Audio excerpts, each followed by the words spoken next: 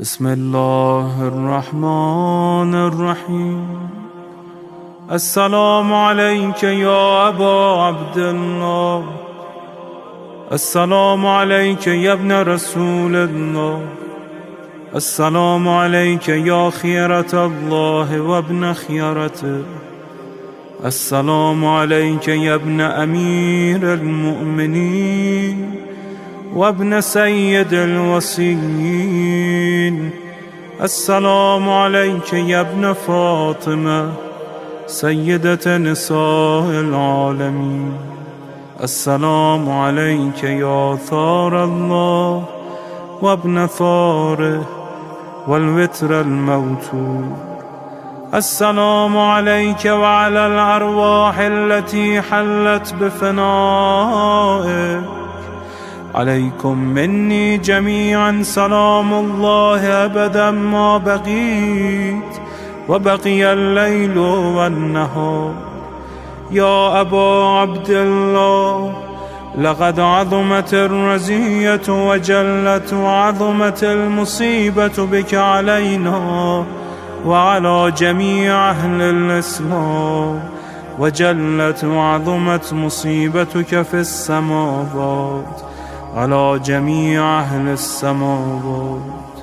فلعن الله أمة أسست أساس الظلم والجور عليكم أهل البيت، ولعن الله أمة دفعتكم عن مقامكم وأزالتكم عن مراتبكم التي رتبكم الله فيها، ولعن الله أمة قتلتكم، ولعن الله الممهدين لهم بالتمكين من قتالكم. برئت إلى الله وإليكم منهم ومن أشياعهم وأتباعهم وأوليائهم. يا أبا عبد الله، إني سلم لمن سالمكم وحرب لمن حاربكم إلى يوم القيامة. ولعن الله آل زياد وآل مروان، ولعن الله بني أمية قاطبة، ولعن الله ابن مرجانة، ولعن الله عمر بن سعد، ولعن الله شمرا، ولعن الله أمة أسرجت وألجمت وتنقبت لقتالك.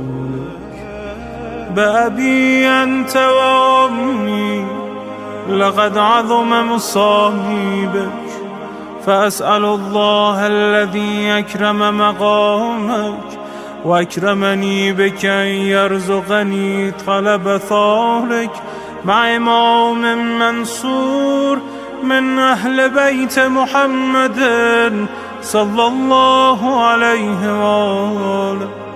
اللهم اجعلني عندك وجيها بالحسين عليه السلام في الدنيا والآخرة.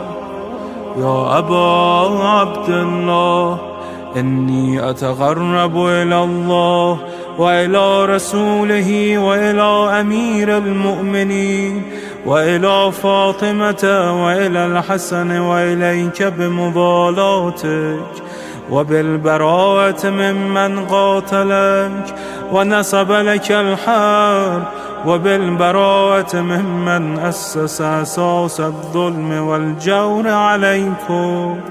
وأبرأ إلى الله وإلى رسوله ممن أسس أساس ذلك وبنى عليه بنيانه وجرى في ظلمه وجوره عليكم وعلى أشيائكم.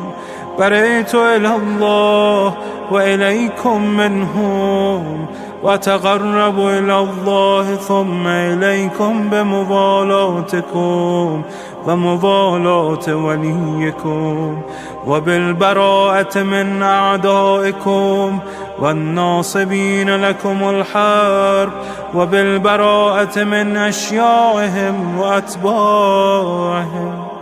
إني سلم لمن سالمكم، وحرب لمن حاربكم، وولي لمن والاكم، وعدو لمن عاداكم.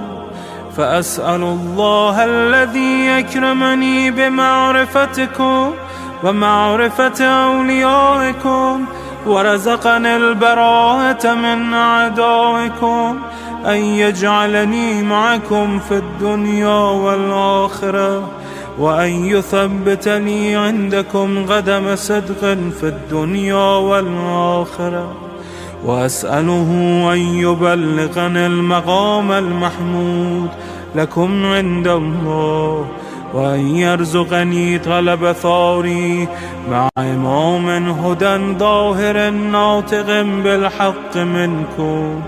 وأسأل الله بحقكم وبالشأن الذي لكم عنده أن يعطيني بمصابي بكم أفضل ما يعطي مصابا بمصيبته، مصيبة أعظمها وأعظم رزيتها في الإسلام وفي جميع السماوات والأرض. اللهم اجعلني في مقامي هذا ممن تناله منك صلوات ورحمة ومغفرة. اللهم اجعل محياي محيا محمد وآل محمد، ومماتي ممات محمد وآل محمد.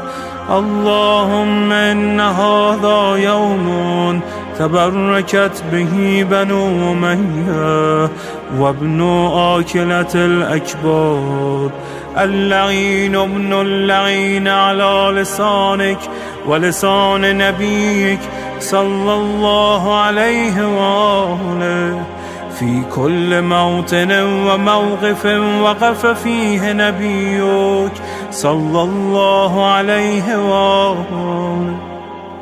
اللهم لعن أبا سفيان ومعاوية ويزيد بن معاوية، عليهم منك اللعنة أبد العابدين.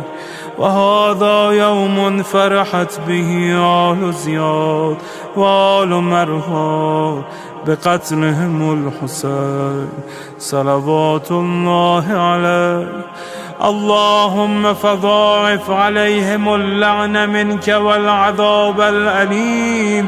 اللهم إني أتقرب إليك في هذا اليوم وفي موقفي هذا وأيام حياتي بالبراءة منهم واللعنة عليهم، وبالموالاة لنبيك وآل نبيك عليه وعليهم السلام.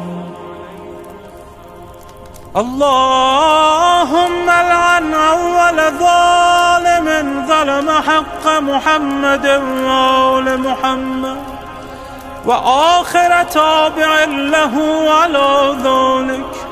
اللهم لعن العصابة التي جاهدت الحسين وشايعت وبايعت وتابعت على قتله.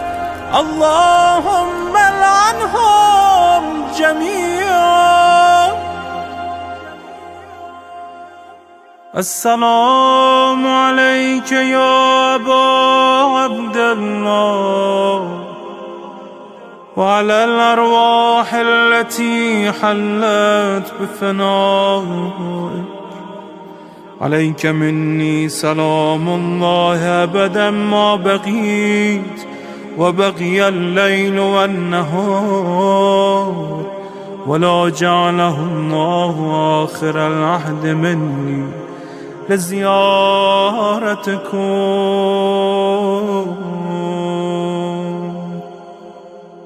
السلام على الحسين وعلى علي بن الحسين وعلى أولاد الحسين وعلى أصحاب الحسين.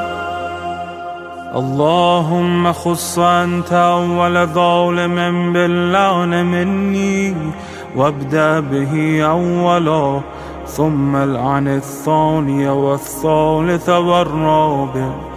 اللهم العن يزيد خامسا، والعن عبيد الله بن زياد وابن مرجانة وعمر بن سعد وشمرة وآل أبي سفيان وآل زياد وآل مروان إلى يوم القيامة.